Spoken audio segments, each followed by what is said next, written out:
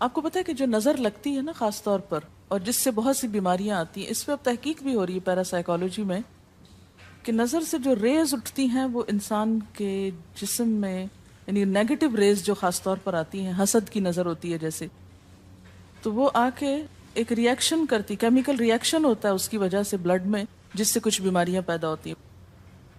حدیث میں آپ کو سنا دیتی ہوں۔ حضرت ام سلمہ سے روایت ہے کہ آپ صلی اللہ علیہ وسلم نے ایک لڑکی کے چہرے پر کالے پیلے رنگ کا نشان دیکھا تو آپ نے فرمایا اسے نظر بد لگ گئی ہے، اس پر دم کرو۔ حضرت جابر کہتے ہیں کہ آپ صلی اللہ علیہ وسلم نے آل حزم کو سانپ کے ڈسنے کی وجہ سے دم کرنے کی رخصت دی، اور آپ نے اسما بنت امیس سے پوچھا کیا وجہ ہے کہ میرے بھتیجے کمزور ہیں، کیا فقر و فاقہ کا شکار ہیں، یعنی کھانے پینے کے باوجود یہ کیوں کمزور ہیں، کیا ان کو کچھ کھانے کو نہیں ملتا؟ انہوں نے کہا نہیں، بلکہ انہیں نظر بد بہت جلد لگ جاتی ہے، تو آپ نے فرمایا ان پر دم کیا کرو۔ یعنی جس بیماری کی سمجھ میں نہ آئے کہ کھائے پیے بھی انسان جوان بھی ہو لیکن اس کو صحت ہو ہی نہ، کوئی ظاہری سبب معلوم ہی نہ ہو، تو ایسے شخص پر دم کرنا چاہیے۔ حضرت عائشہ صدیقہ کہتی ہیں کہ رسول اللہ صلی اللہ علیہ وسلم نظر بد کی وجہ سے دم کرنے کا حکم دیتے تھے۔ حضرت انس کہتے ہیں کہ آپ صلی اللہ علیہ وسلم نے نظر بد اور بچھو وغیرہ کے ڈسنے سے اور پھوڑوں سے دم کرنے کی اجازت دی، یعنی پھوڑے وغیرہ جو ہوتے ہیں نا اس پر بھی دم کی اجازت دی، تو جسمانی بیماری ہے نا۔ اور نظر کے بارے میں تو یہ بھی کہا گیا ہے، حدیث میں آتا ہے کہ نظر بد کا لگنا حق ہے، انسان کو اونچے پہاڑ سے گرا سکتی، کیونکہ ہوتا کیا ہے کہ جب ایک خاص اینگل سے دیکھا جاتا ہے تو دوسرے انسان کے جسم میں جیسے لرزہ سا آ جاتا ہے نا، اور انسان ہل جاتا ہے۔ اس کی دلیل قرآن میں بھی ہے، ایک سورت کے آخر میں آتا ہے وَإِن يَكَادُ الَّذِينَ كَفَرُوا لَيُزْلِقُونَكَ بِأَبْصَارِهِمْ لَمَّا سَمِعُوا الذِّكْرَ، کہ قریب ہے کہ کچھ کافر آپ کو اپنی نگاہوں سے کیا کر دیں، پھسلا دیں جب یہ قرآن سنتے ہیں، یعنی وہ سننے نہیں آتے تھے، صرف آپ کو گھورتے رہتے تھے۔ اور کس لیے گھورتے رہتے تھے؟ تاکہ آپ بول نہ سکیں، آپ لرز جائیں، ڈگمگا جائیں، اپنا کام چھوڑ دیں، بری نیت سے آتے تھے۔ وَيَقُولُونَ إِنَّهُ لَمَجْنُونَ، کہتے ہیں کہ یہ تو مجنون ہو گیا۔ آپ صلی اللہ علیہ وسلم نے فرمایا نظر بد حق ہے، اگر تقدیر سے کوئی چیز سبقت لے جا سکتی ہوتی تو وہ نظر بد ہے۔ پتہ کیسے چلے؟ چل جاتا ہے، پتہ کیوں نہیں چلتا؟ مثلاً آپ کا بچہ ہنس رہا تھا، کھیل رہا تھا، دودھ پی رہا تھا، کہ اچانک کوئی شخص آیا اور جب وہ اٹھا تو بچے نے شور کرنا شروع کر دیا، اور پتہ چل جاتا ہے۔ بعض اوقات گھر ہی کے لوگوں کی لگ جاتی، بعض اوقات محبت سے بھی لگ جاتی، کہ بچہ کھیل رہا تھا، آپ دیکھتے کہ وہ گر پڑا، اچانک رونا دھونا شروع ہو گیا، سر پٹ گیا۔ حدیث میں آتا ہے نظر بد انسان کو موت تک اور اونٹ کو ہانڈی تک پہنچا دیتی ہے۔ اونٹ کو ہانڈی تک پہنچانے کا مطلب کیا ہے؟ ذبح کرنا پڑ جاتا ہے، تڑپنے لگتا ہے۔ آپ صلی اللہ علیہ وسلم نے فرمایا اللہ کی قضاء اور تقدیر کے بعد سب سے زیادہ نظر بد کی وجہ سے میری امت میں اموات ہوں گی۔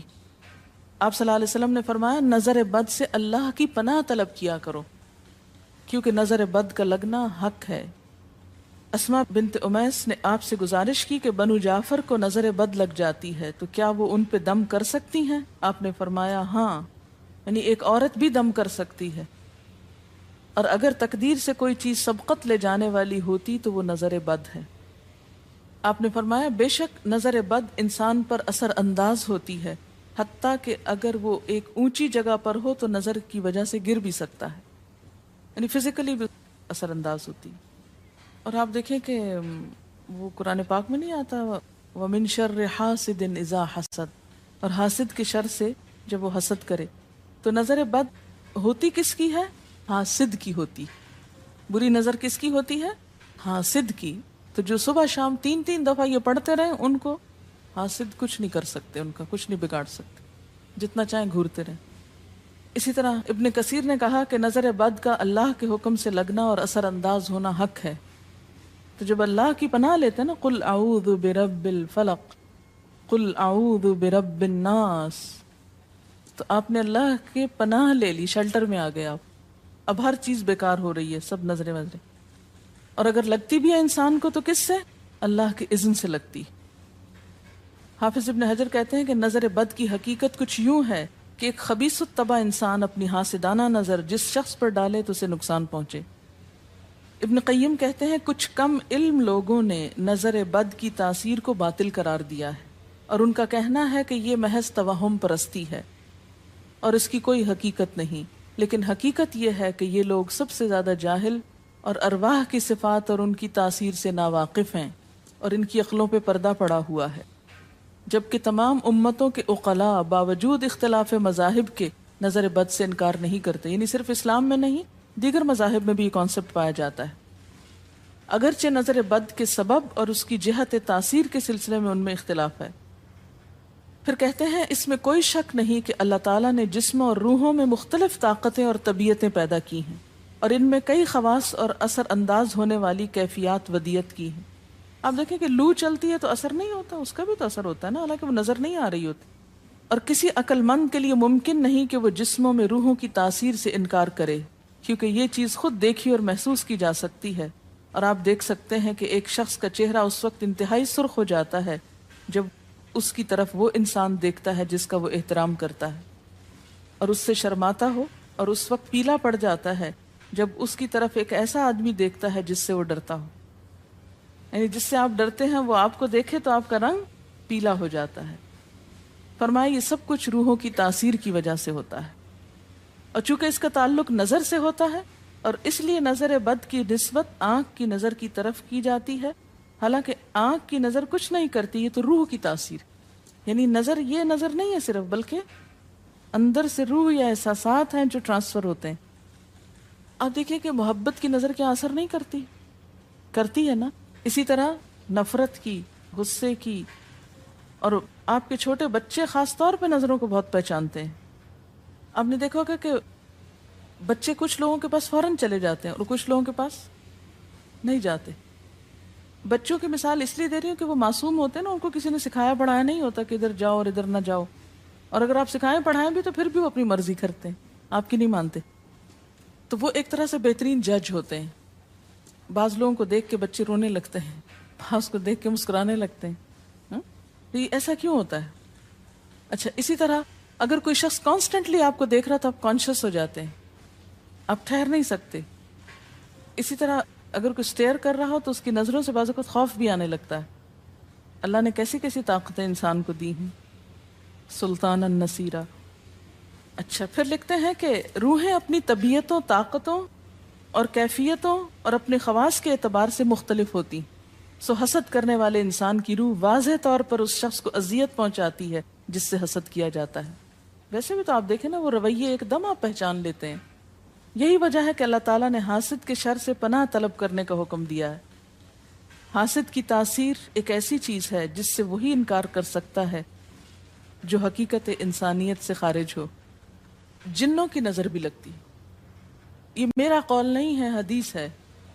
حضرت ابو سعید خدری سے روایت ہے کہ رسول اللہ صلی اللہ علیہ وسلم جنات اور انسانوں کی نظر بد سے پناہ مانگتے تھے، یعنی آپ جو پناہ مانگتے تھے بری نظر سے، وہ انسانوں کی بھی اور جنوں کی بھی۔ پھر جب معوذتین الفلق اور الناس نازل ہوئیں تو آپ انہی کو پڑھتے اور باقی دعائیں آپ نے چھوڑ دی تھی، یعنی قل اعوذ برب الفلق، قل اعوذ برب الناس، پھر سب چیزوں کے شر سے بچنے کے لیے کافی۔ یاد رکھیے بعض اوقات اپنی نظر بھی لگتی ہے، خود کو بھی نظر لگتی ہے۔ اسی طرح جب لباس اتارا جاتا ہے نہانے کے لیے مثلاً، تو اس وقت بھی دعا سکھائی گئی، بسم اللہ پڑھنی چاہیے، بیسیکلی بسم اللہ پڑھ کر اتارنے چاہیے، اور اس کے علاوہ اعوذ بکلمات اللہ التامات من شر ما خلق بھی پڑھ سکتے ہیں۔ آپ کو معلوم ہے کہ ٹوائلٹ میں جانے سے پہلے بھی دعا سکھائی گئی، کیونکہ جنات کے ٹھکانے گندی جگہوں پر ہوتے ہیں۔ اللہم انی اعوذ بک من الخبث والخبائث، خبیث جنوں اور خبیث جننیوں، خبائث سے تیری پناہ میں آتا ہوں۔ یہ دعا کیوں سکھائی گئی؟ اسی لیے کہ اگر آپ وہاں پر موجود ہیں، اور خصوصاً اگر آپ بے لباس ہیں، تو بھی ایسی چیزوں کی نظر بھی لگ سکتی ہے اور وہ چیزیں اثر انداز بھی ہو سکتی ہیں۔ اسی لیے بلا ضرورت تنہائی میں بھی بے لباس ہونے سے منع کیا گیا ہے۔ بعض لوگوں کی عادت ہوتی ہے نا کہ وہ نہانے بیٹھتے ہیں تو وہی کپڑے دھونے شروع کر دیتے ہیں، اور نہیں، بس فوراً اپنے آپ کو ڈھانکنے کی کوشش کریں، بلا ضرورت زیادہ دیر بے لباس نہ رہے۔ ایک حدیث میں آتا ہے، ابو امامہ کہتے ہیں کہ میرے باپ سہل بن حنیف نے غسل کا ارادہ کیا اور جب قمیص اتاری تو عامر بن ربیہ ان کی طرف دیکھ رہے تھے. ان کا رنگ انتہائی سفید تھا اور جلد بہت خوبصورت تھی. عامر نے دیکھتے ہی کہا، میں نے آج تک اتنی خوبصورت جلد کسی کنواری لڑکی کی بھی نہیں دیکھی. ان کا یہ کہنا تھا کہ سہل کو شدید بخار شروع ہو گیا. چنانچہ نبی صلی اللہ علیہ وسلم کو یہ قصہ بتایا گیا اور آپ سے یہ بھی کہا گیا کہ سہل کی حالت یہ ہے کہ وہ سر بھی نہیں اٹھا سکتا.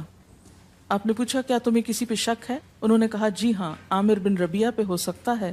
آپ نے انہیں بلوایا اور ناراضگی کا اظہار کرتے ہوئے فرمایا، تم میں سے کوئی ایک کیوں اپنے بھائی کو قتل کرتا ہے؟ کیا تم بارک اللہ نہیں کہہ سکتے تھے؟ اس لیے اب غسل کرو، اور اس غسل کا پانی کس پہ ڈالا جائے؟ جس کو نظر لگی. عامر نے اپنا چہرہ، ہاتھ، کوہنیاں، ٹخنے، پاؤں اور اپنی چادر کے اندرونی حصے دھوئے. پھر اسی پانی کو آپ نے سہل کے اوپر پیچھے سے بہا دی، یہ نہیں کہ اس کے منہ پہ ڈالنا، پیچھے سے بہا دیا اور سہل فوراً ٹھیک ہو گئے. اس کا طریقہ بتایا گیا اس غسل کا. ابن شہاب زہری کا کہنا ہے کہ ہمارے زمانے کے علماء نے غسل کی یہ کیفیت بیان کی ہے، جس آدمی کی نظر لگی ہو اس کے سامنے ایک برتن رکھ دیا جائے جس میں وہ سب سے پہلے کلی کرے اور پانی اسی برتن میں گرائے، پھر اپنا چہرہ دھوئے، پھر اسی پانی کے ذریعے اپنے ہتھیلیاں، دائیں ہاتھ اور ہتھیلی پہ پانی بہائے، پھر بائیں پر اور پھر دائیں کوہنی پر، پھر بائیں کوہنی پر، پھر بائیں ہاتھ سے اپنا دایاں پاؤں دھوئے، پھر دائیں ہاتھ سے بایاں پاؤں دھوئے، اور پھر اسی طرح گھٹنوں پہ پانی بہائے. اور پھر یاد رہے کہ سارا پانی برتن کے اندر جائے، اور اس کے بعد جس شخص کو نظر لگی ہو اس کے سر کی پچھلی جانب سے وہ پانی ایک ہی بار بہا دیا جائے. حضرت عائشہ کہتی ہیں کہ جس شخص کو بری نظر لگتی اس کو اسی طرح غسل کروایا جاتا. اب بعض اوقات یہ نہیں پتا چلتا کس کی لگی. ایسی صورت میں پھر طریقہ کیا ہے علاج کا؟ مریض کے سر پہ ہاتھ رکھ کر یہ دعا پڑھی جائے، بسم اللہ ارقیک من کل داء یؤذیک من کل نفس او عین حاسد اللہ یشفیک بسم اللہ ارقیک.